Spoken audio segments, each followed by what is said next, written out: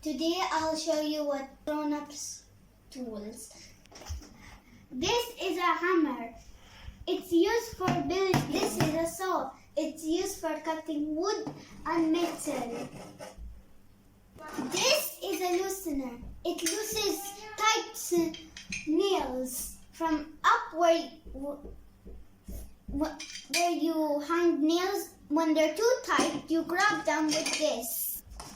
This can break wood like this. You see it's breaking the wood? It's called a chisel. This is a cutter. It's used for cutting wood. And it's sharp like a knife, so be careful, kids. This is soldering.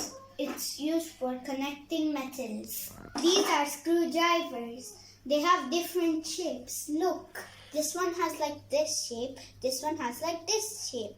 And they're having different bottoms. This is one clear red and this is one black. This is a scraper. It removes paint. Oh, I see some paint on my table. This is a cutter. It's used for cutting wires. This is used for making holes in the wood. And we connect it to a drill. This is measuring tape.